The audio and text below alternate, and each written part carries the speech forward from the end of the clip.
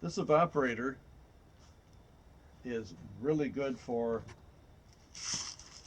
producing about 140 liters by the end of the whole season. And the season usually starts in the sort of the 1st of March, and then it goes to the first week of April. And what I do is to boil down the sap as much as possible. Now, when you have a 40-to-1 ratio, you've got to boil an awful lot of down, and then I add more, and then eventually, when it's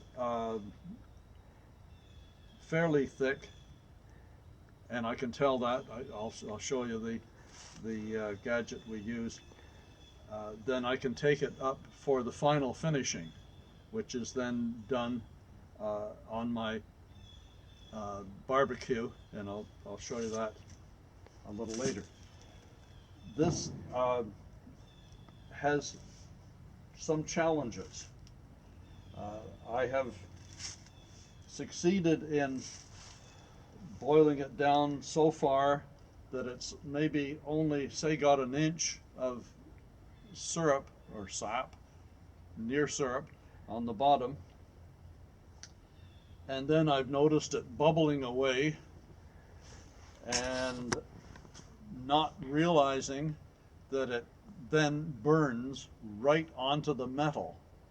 Now, once it burns onto the metal, you've got a burned taste in your syrup. So you've got to throw everything out. So you can boil this down for several hours, quite a few hours, and then end up in doing foolish things like I've done,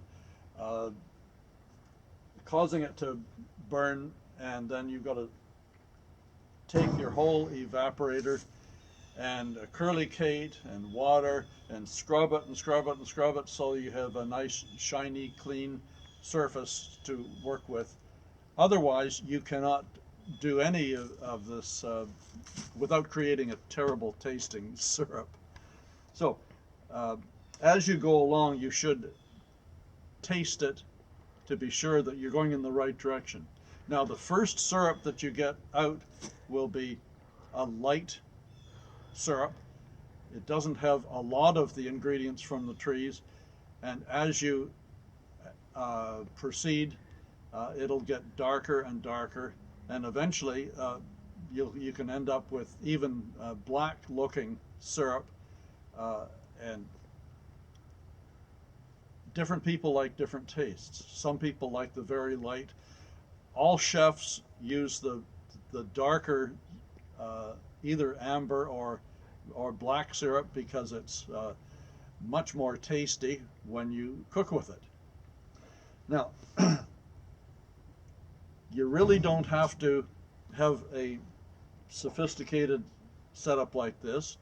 You can start off with one tree and concrete blocks and put rebar across the tops of the concrete, and you can boil it down just as easily. What some people have done is said, oh, well, we don't have to do that outside, we can do it in the kitchen. Well, I should remind people, and I haven't made that mistake of boiling a lot of syrup in the kitchen, because my wife would probably kill me if I did, because she doesn't like little bits of maple syrup dangling from the ceiling. But some people have done that. So it should be done outside, but you can take the pots, same kind of pots that we use, and put on the barbecue for finishing. And I'll show you what I have over here. Okay, this is the size of pot that I like to put onto the barbecue. So I've got to get the sap, or near syrup, from the evaporator up to my house where the barbecue is located.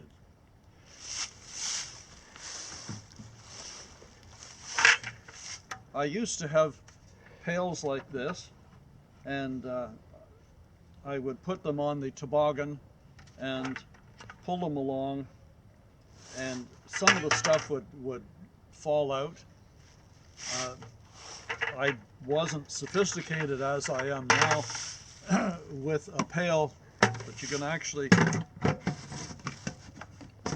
screw into the top of it, and you don't lose any at all, if no matter how you're bringing it up to the final processing. It's maybe tricky finding places that will sell these pails to you, but they are very handy. Now, once you get up to where you're going to do the finishing, you will want to have a pail that goes right into the barbecue. You can remove the top layer in the barbecue where you put your grill your steaks.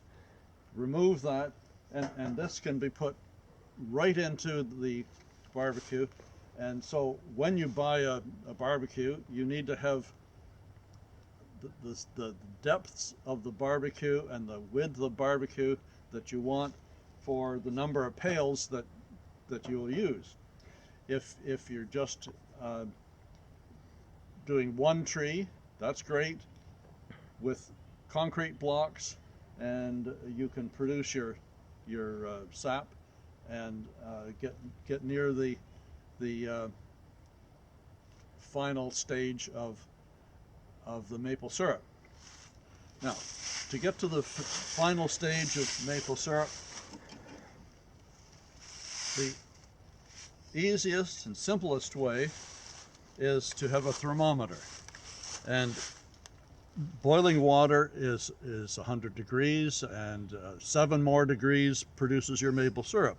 If you buy a fancy gadget like this, it has maple syrup, butter, soft sugar, hard sugar, so that you can end up producing some really tasty stuff. And if you're really showing off for your family, you can take ice cubes from your fridge, chop them all up, put them on a tray, either in the woods or outside, and dribble your hard syrup onto the ice, and roll it up, and you got toffee. So you've got all the technology that you actually need. I don't do that anymore. I use a refractometer, which is my way of getting the exact density of sap that I want to put into bottles. And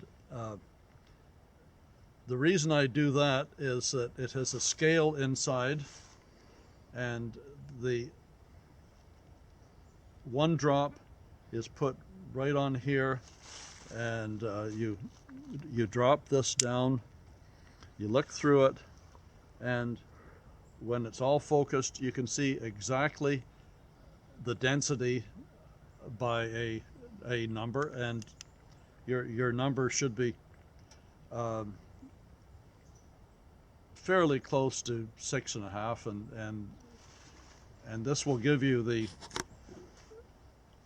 density of syrup that will allow you to put it into the bottles when it's very hot, and then it should be good for 100 years. You should not have any of what they call sand grains on the bottom of the bottle. Like, you should never get any of that if you're putting the right density of syrup into the bottles.